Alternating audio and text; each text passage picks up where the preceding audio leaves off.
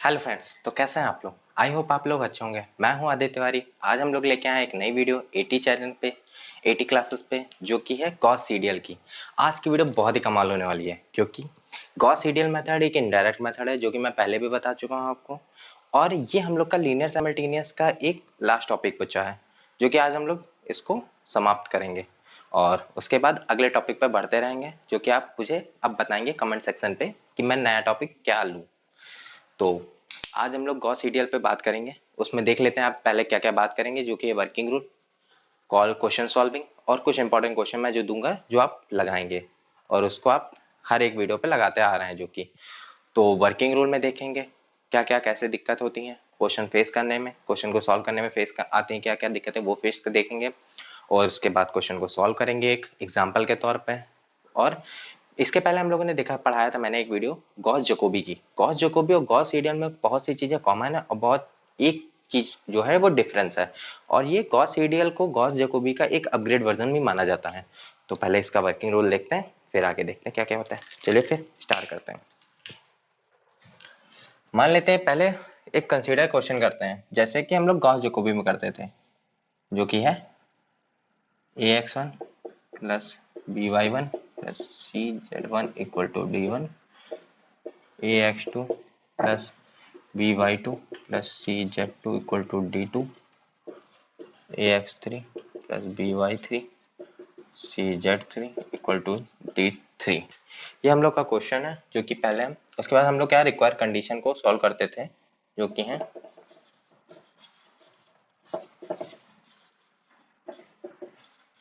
देख लेते हैं, जो कि जकोबी मेथड की तरह सेम होंगी हमारी। Mod of a1 is greater than mod of b1 plus mod of c1।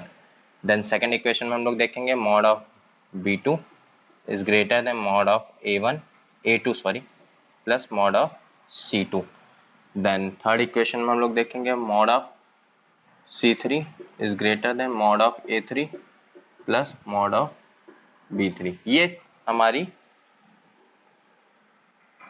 3 require condition होती हैं, जो कि इक्वेशन के हिसाब से होती हैं। अगर 3 इक्वेशन है तो 3 रिक्वायर कंडीशन होगी, 4 इक्वेशन है तो 4 को रिक्वायर कंडीशन होंगी।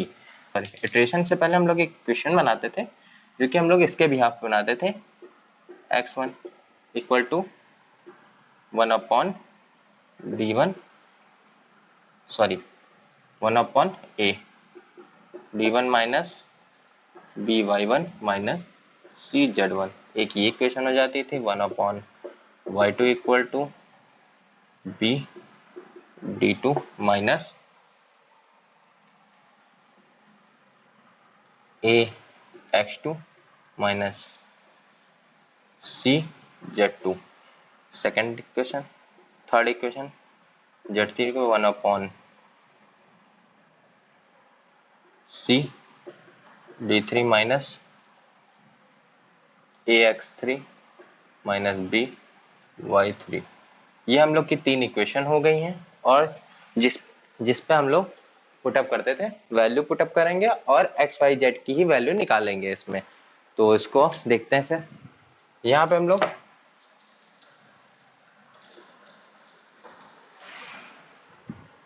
फर्स्ट इटरेशन करेंगे।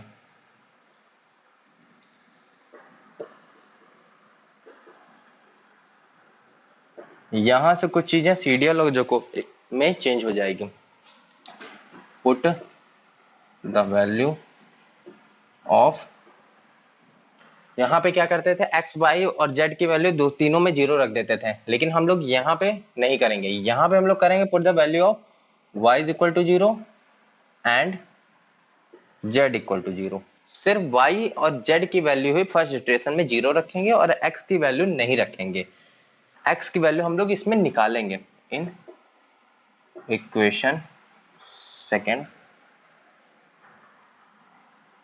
First, second and third. तो यहां से हम लोग जब पुट वैल्यू करेंगे x में, जब हम लोग करेंगे वैल्यू को x1 में जैसे हम लोग ने रखा y की वैल्यू एंड z की वैल्यू पुटअप किया, तो यहां से हम लोग को मान मिल जाएगा, कोई वैल्यू मिल जाएगी जो कि x की रहेगी।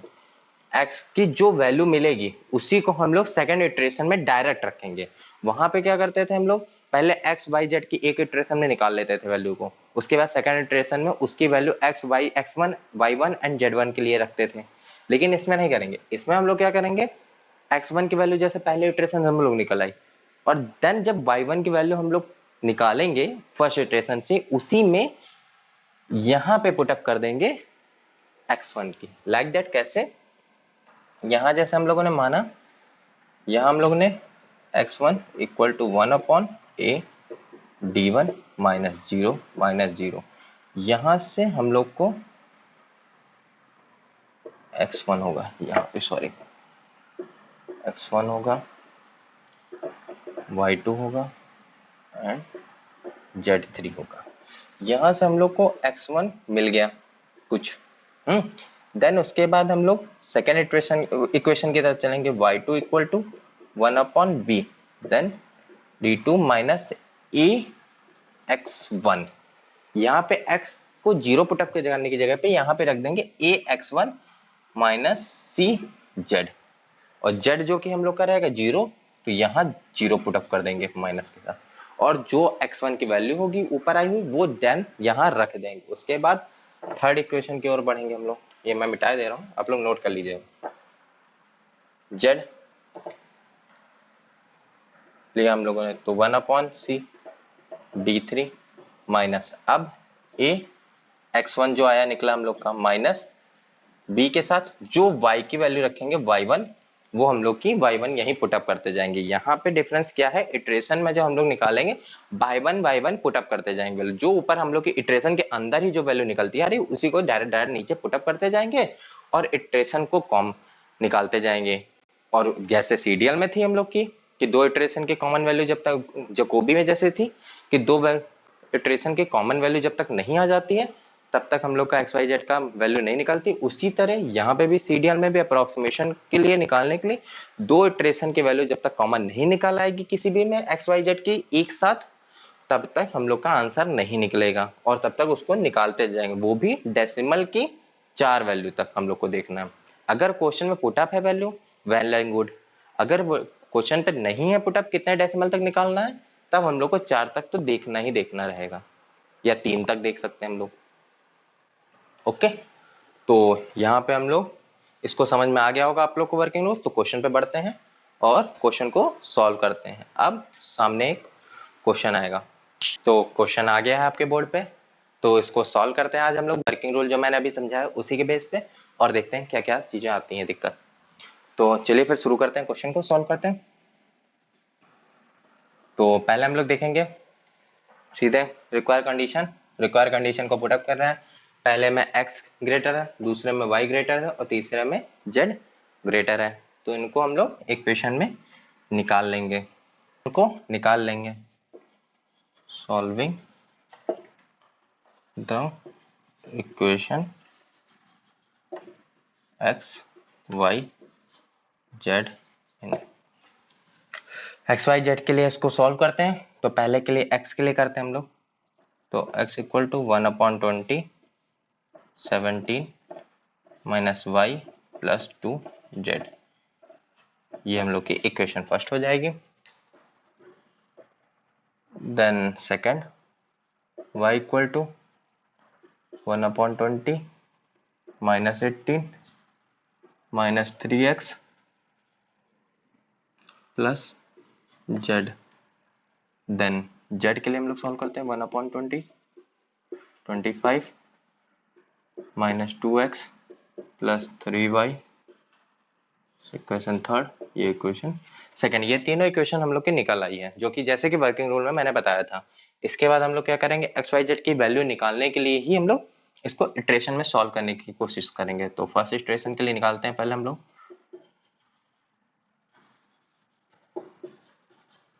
पुट द वैल्यू ऑफ, यहाँ पे हम लोग ने क्या बताया था वर्किंग रूल में कि x को पुटअप नहीं करेंगे वैल्यू में जीरो, यहाँ पे y और z को ही सिर्फ पुटअप करेंगे। Of x y is equal to 0 and z equal to 0 in equation first second and third. Then put up करते हैं पहले इक्वेशन में, x equal to 1/20 17 minus 0 plus 0, तो x इक्वल टू 0.85। ये सॉल्व करेंगे, 20 से इसको डिवाइड करेंगे तो 0.85 आएगा। देन y के लिए करते हैं हम लोग, जो कि x1 हो जाएगा। तो अब यहाँ पे क्या है, वहां पे जोकोबी में सेम सेम चल रहा था, लेकिन यहाँ पे कुछ डिफरेंस आ गया, यही डिफरेंस मेन है। अब 18 माइनस 3, वहां पे क्या करते थे कि x, अब सेकंड इक्वेशन में जैसे आए हम लोग y के लिए, तो यहाँ पे भी x equal to 0 put up कर दें, लेकिन यहाँ पे नहीं करना। यहाँ पे क्या करना है, x1, और x1 की वैल्यू क्या है 0.85 प्लस z आपका क्या है 0 ही, क्योंकि 0 ही यहाँ पे पुट अप करने को कहा गया है। तो यहां से y1 की वैल्यू निकल आएगी। यहाँ पे हम लोग कुछ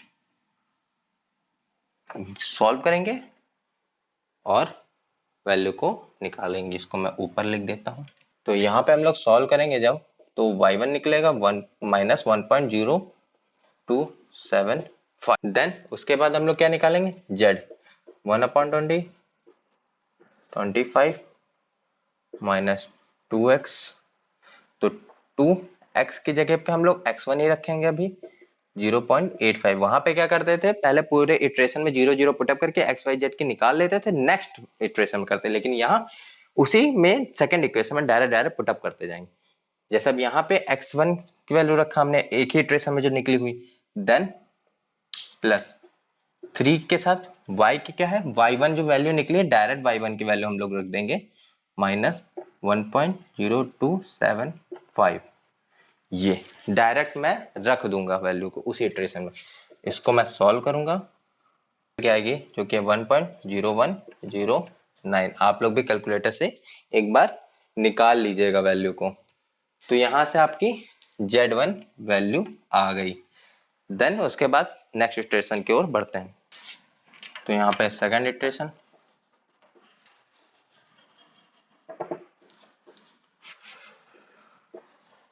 put the value of x, y and z in equation first, second, third. Then अब यहाँ पे हम लोग करते हैं नेक्स्ट इक्वेशन के लिए फिर से, x इक्वल टू 1/20, 17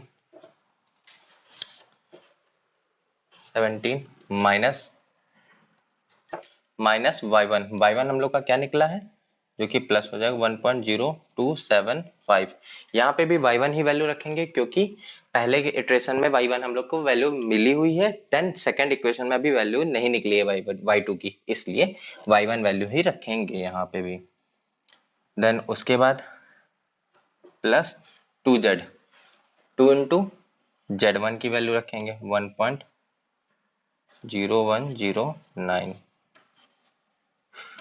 इसको मैं सही 0109। यहाँ से हम लोग को x2 की वैल्यू मिल जाएगी आप, तो यहाँ वैल्यू जो मिलेगी हम लोग को 1.0025। देन नेक्स्ट y के लिए हम लोग निकालेंगे y equal to 1/20 minus 18 minus 3x। अब यहाँ पे कौन सी वैल्यू रखेंगे y के लिए, x के लिए x2 जो कि हम लोग की निकल चुकी है 1.0025 प्लस क्या है z, और z की वैल्यू वही z1 रखेंगे हम लोग, जो कि 1.0109। मैं फिर कह रहा हूँ कि यहाँ पे इटरेशन में बाय वन जो वैल्यू निकलती है वो स्टेप बाय स्टेप रखते जाएंगे, ना कि एक इटरेशन के पूरे होने का वेट करेंगे। यहाँ पे y2 की वैल्यू को सॉल्व कर लेंगे, जो कि निकल आएगी हम लोग के माइनस 0.998। देन z की वैल्यू हम लोग निकालेंगे 1/20 25 माइनस 2 इंटू एक्स, यहाँ पे पुट अप करेंगे x2 की वैल्यू जो कि है हमारी 1.0025, देन प्लस 3 इंटू y2 की जो हमारी वैल्यू निकल चुकी वो हम लोग पुट अप करेंगे यहाँ पे। देन z की वैल्यू हम लोग को मिलेगी 0.9998। यहाँ से हम लोग को Z2 की वैल्यू मिल चुकी है। यहाँ तक देखने में अभी तक कुछ कॉमन तो निकला नहीं है, तो इसके आगे हम लोग बढ़ जाएंगे डायरेक्टली। थर्ड इटरेशन की ओर बढ़ते हैं हम लोग।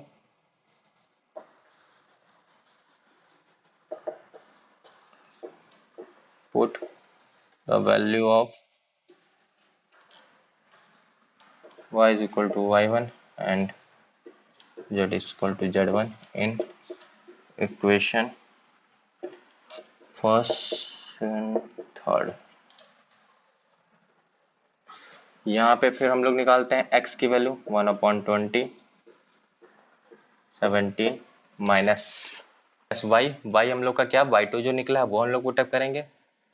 यहाँ पे y2 लिख देंगे, यहाँ पे z2, और जो कि है माइनस माइनस प्लस हो जाएगा, 0 माइनस 9 9 8 प्लस 2 इंटू जेड हम लोग का क्या है 0.9998, और यहाँ पे x3 जो कि हम लोग का निकलेगा और इसकी वैल्यू होगी, इसकी वैल्यू हम लोग कैलकुलेट करने के बाद निकालेंगे 1.009। देन y3 1/y की वैल्यू निकालेंगे -18 -3 इंटू एक्स। अब x की वैल्यू हम लोग की x3 निकल चुकी है यहाँ पे, तो x3 वैल्यू रख देंगे 1.009। देन z की वैल्यू वही पुरानी रखेंगे हम लोग, z 0.9998। यहाँ से हम लोग y3 निकाल -1.00।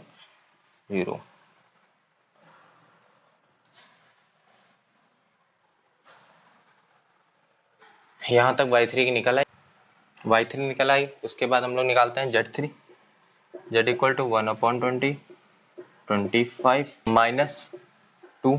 x की वैल्यू जो हम लोग की x3 आई है वही हम लोग पुटअप करेंगे यहाँ पे, जो कि है 1.0009। देन प्लस 3 इंटू वाई की वैल्यू जो हम लोग की y3 में निकली वो है -1.000।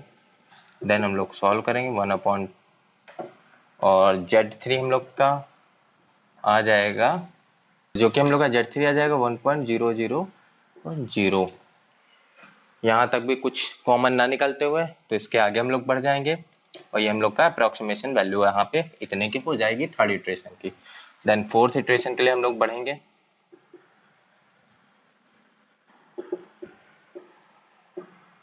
Put the value of y is equal to y3 and z equal to z3 in equation first second third में पुटअप करेंगे हम लोग। जो लोग करते हैं यहाँ पे क्या, फिर से x की वैल्यू को निकालते हैं 120, ये इक्वल है 17 माइनस y है, माइनस माइनस प्लस हो जाएगा क्योंकि यहाँ y की वैल्यू हम लोग रखेंगे 1.000, और फिर प्लस 2 इंटू 1.000। देन x4 यहाँ पे आ जाएगा हम लोग का 1.0000। कुछ होप बनते हुए यहाँ पे कॉमन देखिए। आगे निकालते हैं इसका इटरेशन 4, ये आप नोट कर लीजिए, फिर मैं मिटा देता हूँ।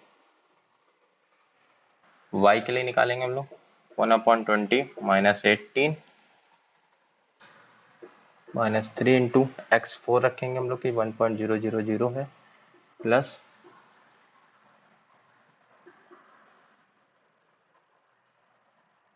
2 इंटू प्लस z होगा हम लोग का, z की वैल्यू जो कि यहाँ पे है 1.0000।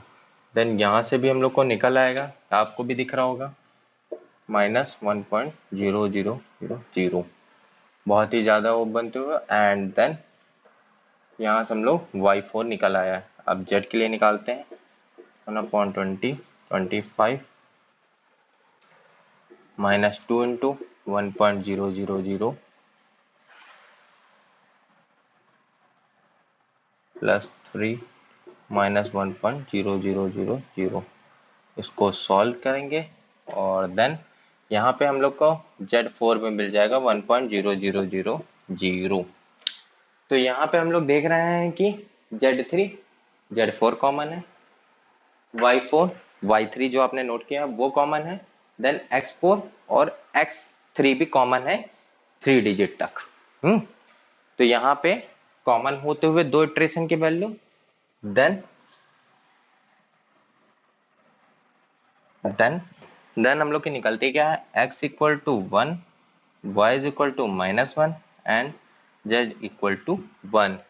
ये हमारे तीनों value, then we can stop in 4th iteration because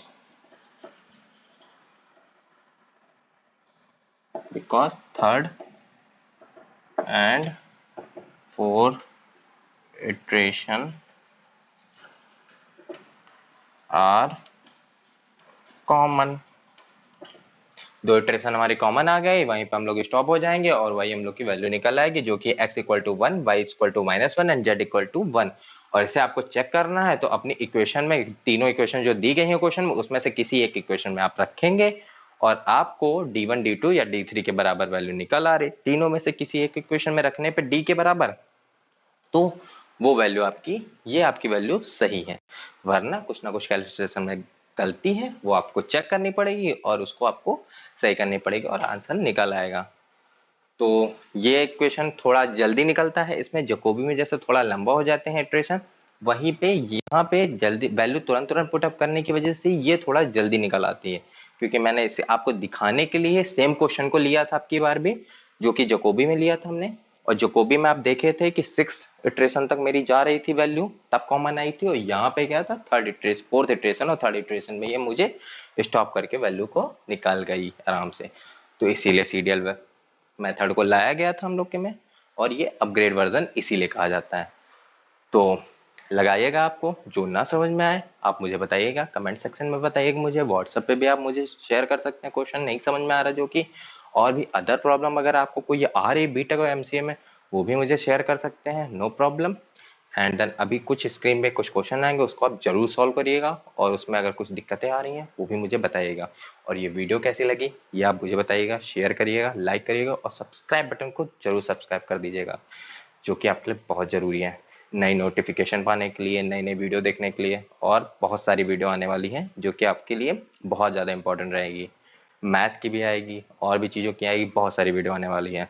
तो इसको लगाते हैं, चलते हैं, फिर नेक्स्ट टॉपिक पढ़ेंगे। आज यहाँ पे हम लोग का लीनियर साइमल्टेनियस खत्म हो गया है, अब हम लोग नए टॉपिक पर बढ़ेंगे आगे और नई वीडियो देखेंगे। तो ओके, चलते हैं फिर, बाय बाय।